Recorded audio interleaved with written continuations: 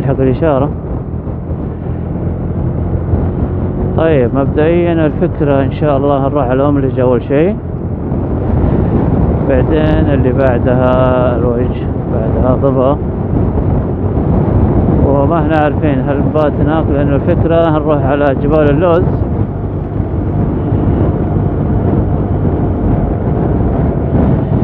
التوقعات أن هناك هتنزل ثلوج يوم الثلاثاء ويوم الأربعاء، فالله يسرها. أفكر إني أتعدى المحطة هذا اللي هنا وأروح المحطة حقت فتر اللي على طريق أملج، مادام في بنزين خلاص يصير تروح نشيك على الكفر، توكل على الله من هناك خلاص. يا مسهل.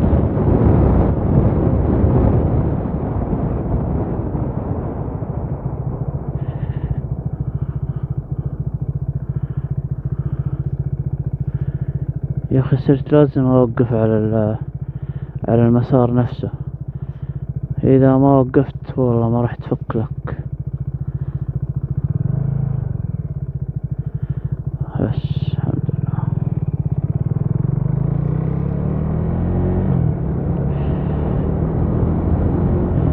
الله يستر بالطريق ذا بس ويسرها يا رب. والله عاد باين هوا يا أخي. أمس مشيت مع نفس الطريق ذا، رحت وجيت هنا ونفس الوقت ذا ما في هوا. لا إن شاء الله قدام منكم ما في هوا.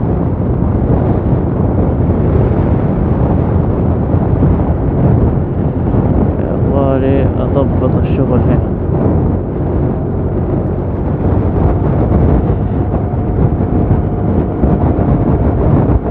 هوا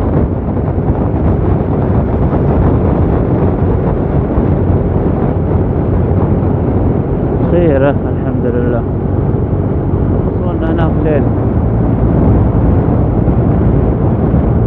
نريح الصباح إن شاء الله بإذن الله نطلع جبال اللوز. طبعا من هنا إلى جبال اللوز يبغالك 8 ساعات وعليه. مشوار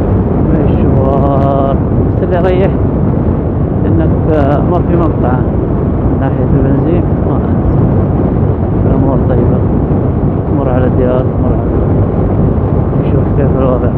طبعا الوقفات دي اللي كل شوية هذه لابد منها، شيء أساسي. خيرة سبحان الله بين الأمس واليوم. أمس هوا، وين هوا، سحب وجو رايق، جو بديع ما شاء الله تبارك الرحمن. يعني حتى الجبال شوفها من الصفاوة. الآن شوف خيرة يمكن سبحان الله سبب انه يعطلك عن مشكلة او شيء زي كذا قدام، ما تدري. والله يا اخي الساحل بصفة عامة يوم يجيك تمام و10 يجيك سيء دائما. هذا اتوقع الساحل، طريق الساحل هذا زي كذا. هذه منطقة تخييم، طبعا مو هذه، وراها اسمها خمال. خلينا نعدي هذه بس قدام شوي، قدام لها مفرق وما شاء الله تبارك الله فيها ربيع زين. وكل ما دخلت جوا تعمقت كان أفضل. لا انجزنا الحمد لله. باقي لك مشوار طويل يا الحبيب. وينك وين جبال اللوز؟ الله يعين. بدأ الهواء يقوى شوي، يعني قادر اسرع ولا شيء. شوف اللي يميز الطريق هذا القرب، بس هذا له مميزات. وفي طريق ثاني هناك طريق ينبع النخل يوديك على العلا. إلى من العلا إلى تبوك، ومن تبوك إلى جبال اللوز. هذا نفس النظام، بس هذا كل ما 250 كيلو ديرة. هذا اللي يميز. وهنا تضمن البنزين الأحمر، تضمن محطات جنبك. مشكلته الهواء، هناك ذرة بين الجبال وتمشي وربيع وشي. هذاك له مميزات، ذرة وهدوء، وهذا له مميزات القرب محطات البنزين. هناك ذرة وما فيها هواء طبيعي، وتتمشى تغير جو. مسافة طويلة هناك يبغالك أقل شيء 11 ساعة عشان توصل جبال اللوز. مشوار 8 ساعات ونص بالكثير وانت هناك. تتيسر. عاد والله ماني عارف الصوت واضح ولا لا، بس خلى على الله.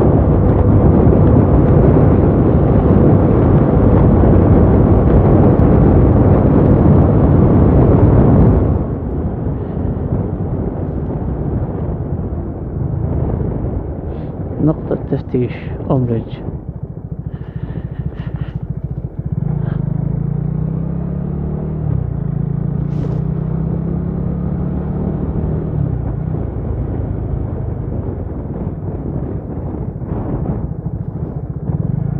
وعلى أساس إنه يكون مرة بنشر بشوف الوضع، بس زي اللي شفت إن الكفرات يعني تمشي، ما تقول عليها اللي تخوف، أمورها طيبة. قلت خلها قدام شوي. أملج الوجه عندك قدام شوي نشوف عاد وضعها. نحن دخلنا أملج في جو عاصف،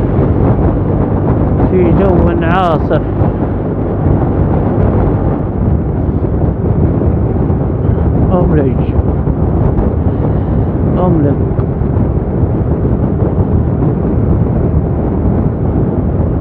زاد. طبعا أكيد فترة الظهرية دي أكيد إنه يزيد الهواء. شوف النخل كيف، شوف ليه تروح بعيد؟ شوف الأمواج كيف. السرعة هنا كم يا باشا؟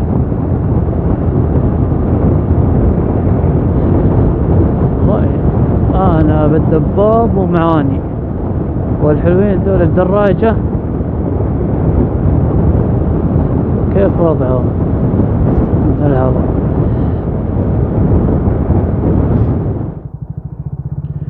مطولة يا باشا، مطولة. نسير نصف مع الهنود. الهنود قطع الإشارة، ما شاء الله عليكم.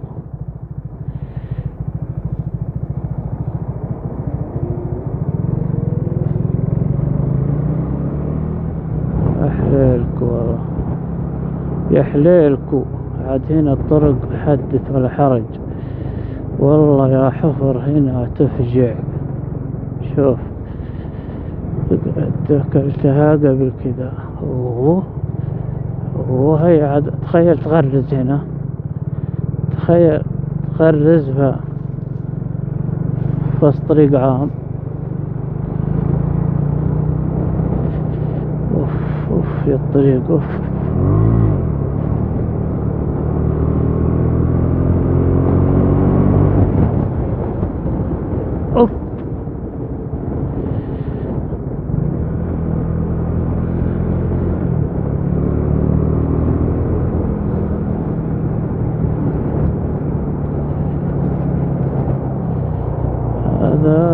يحب النكادة، لا يحب النكادة.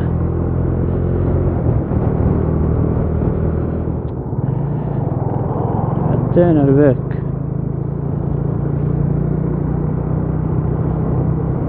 وادي المرقاب، عبينا بنزين وأمنا الوضع وطلعنا عشان نكسب الوقت. والله يعين من الهواء، وش تسوي عاد؟ وقفت غيرت ولا شيء، قلت البس الجاكيت حق الحماية حق الهواء، حماية بتاع الهواء.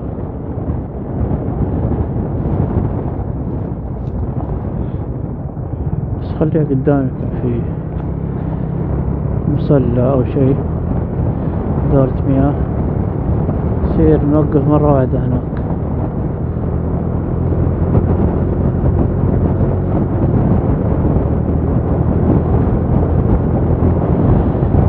يا اخي مع الهواء ما تاخذ راحتك، لا في كلام ولا شيء، يا دوب تمسك دبابك بس تقول يلا السلامة لين ما توصل. الوجه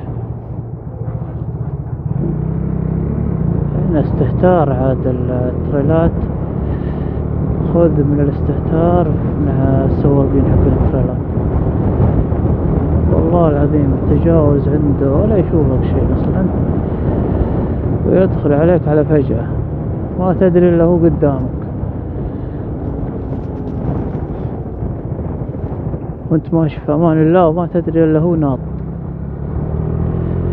ما تدري يعني ما شاء الله تبارك الله الدباب على كبره ما هو شايفه، خذ مطب.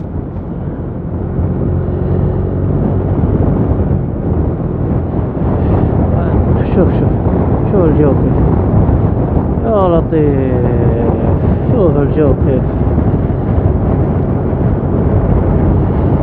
طبعا هذه منطقة رحلات اليخوت واللانشات الصغيرة هنا، شوف كيف جمال ما شاء الله تبارك الله البحر. أملج معروفة ببحرها، فيها مناطق كذا جزر صغيرة يسوونك جولة عليها وتقدر تصيد وسباحة وكل شيء، صفاوة الموية وتشوف الشعب المرجانية تحت، تشوف السمك، فحلوة لا تفوتكم ما شاء الله. طبعا اليوم انسى ما راح ينزلوك هوا، موج عالي جوا، لأن الجزر ترى ما هي قريبة، شوي بعيدة، باقي ساعة و40 دقيقة و41 دقيقة على الوجه، وأفكر إني أروح، ما أحب أوقف خلاص امشي، لأن بصير ريح مرة واحدة هناك، الجو دافي مو هذاك البرودة عشان ألبس الجاكيت، يعني نوعا ما يضرش، ومنها نكسب الوقت يكون أفضل.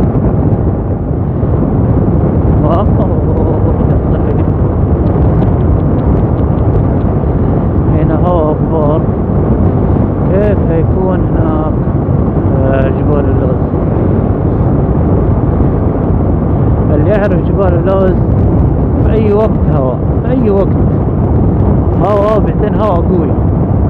تخيل هوا مع الجو البارد، يعني انت قاعد طالع الصباح مثلا درجة حرارة 1 ولا 0 وهوا، كيف هتكون المقاومة؟ يا اخي نفسي اركب هذه اللي زي اللي في الجولد وينج، في زي العربة صغيرة كذا تشبكها وراء وتشيل عفشك، اللهم اجعله خير. ايش فيه؟ هذه ثاني دورية مع الطريق، شغل السفتي ومسرع، اللهم اجعله خير يا رب.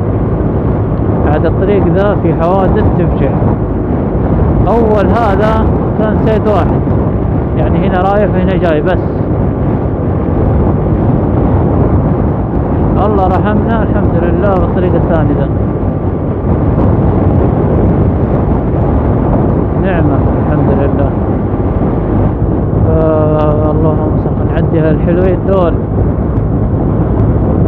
الحلوين دول نعديهم،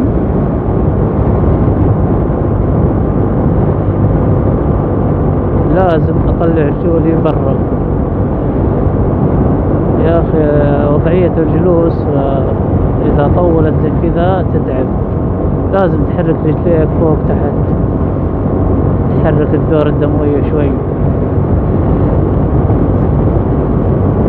مهجورة المحطة، مهجورة، ولا في محطات قريب، والجو كنا صار مزيون شوي، ضبط ما شاء الله تبارك الرحمن.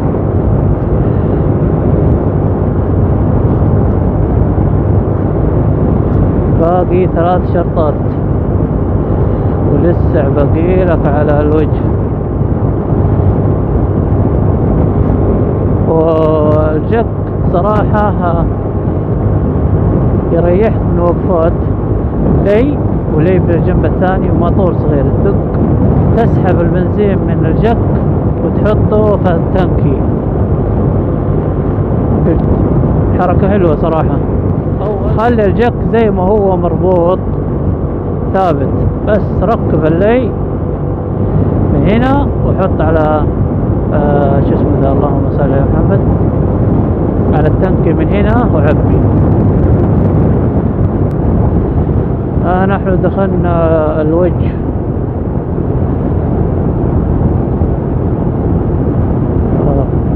تبوك 350. الوجه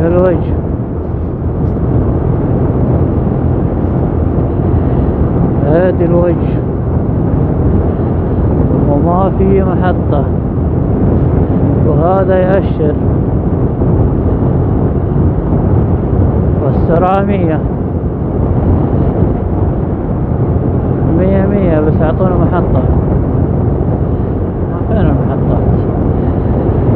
والله عاد الجو بارد بارد بارد، يبغالي اوقف البس جاكيت، لانه كذا ما ينفع يا عمنا. ايوه هذيك محطة، بس وصلت خير خلاص ممتاز. بسم الله، اللهم الظاهر من شكلها في احمر كذا، والله اعلم، بس نشوف نروح نتأكد. نقول يا رب لا.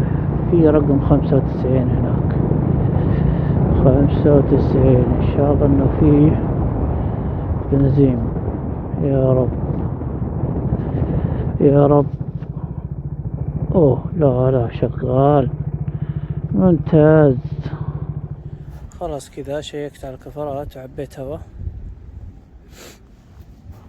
وجينا عند المحطة دي عبينا احمر. كويس انه عنده احمر، يصير خلاص ما بقي لنا غير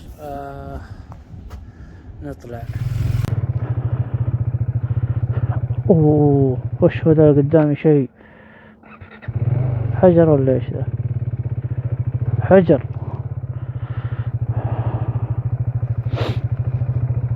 بسم الله. طيب يصير كذا من البنزين ولبسنا والأمور طيبة ولا باس. وين الخرجة من هنا؟ في سيارات؟ ما أبغى سيارات.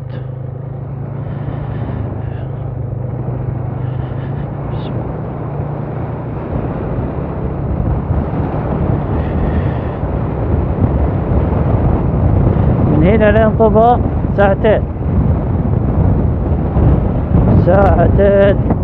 وهواء طيب.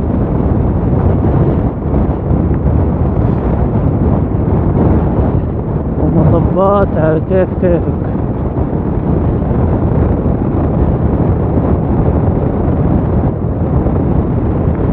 ثبت الجوال اللي يطيح.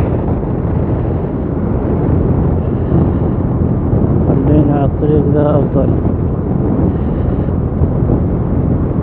طيب ايش فيها لو كملت الطريق هذا اللي زي كذا هنا؟ طيب هذا مدخل، يعني مدخل ديرة، المفروض انه يكون نظيف. بدل المطانيش دي والهزازة.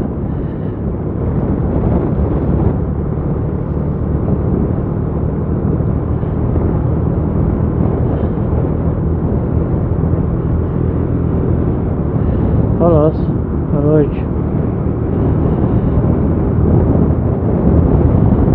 هنا صارت الناس تنزل مخططات.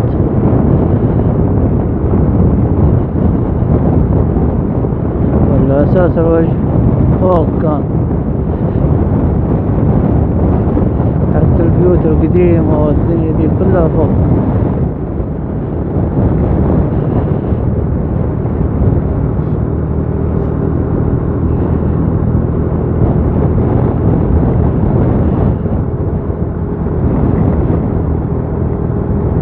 سوق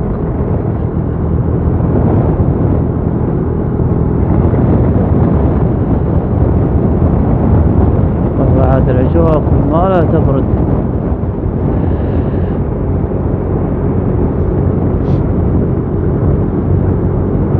خلاص يصير كذا طلعنا من الوجه وما بقي لنا غير ضبع إن شاء الله تيسر بإذن الله. وجهة نظر يعني أنا أشوف زي كذا مثلا إنه في اختلاف بين ضبع وبين أملج والوجه. طيب إيش الاختلاف؟ الاختلاف في الوجه تضاريسها غير،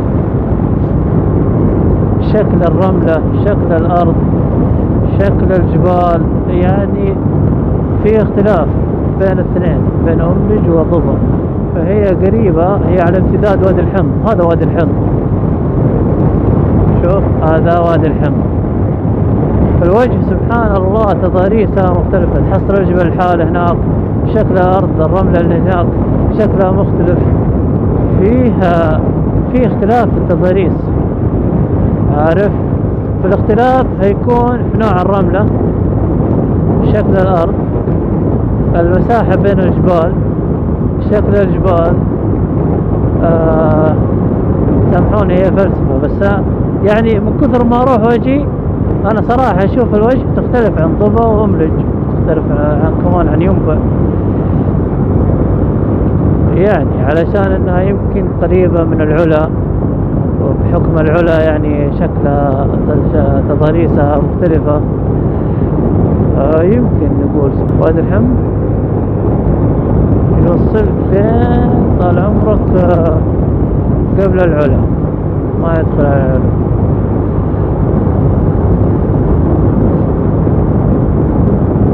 ضبع 124 ما شاء الله، منظر مع الجبال مع السحب ولا أروع، ما شاء الله تبارك الرحمن.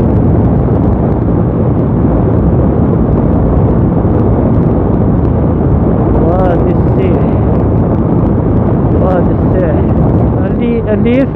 اللي يفرق صراحة في الاختلاف هو الرملة، شكل الرملة وارتفاعها. يعني في رملة جبال هنا، جبال زي اللي عدينا على ذا،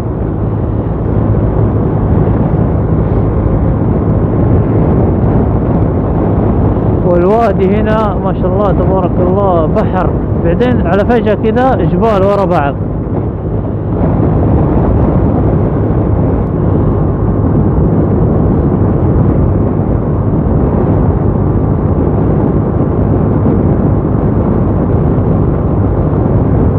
كل ما ابغى الحق شيء ابغى اصوره ما اقدر، يروح بسرعة. قبل شوي في مناحل يا كثرة ما شاء الله. يا رجل ما بغينا نشوف 130 و127، الحمد لله مع الهواء هذا مناحل.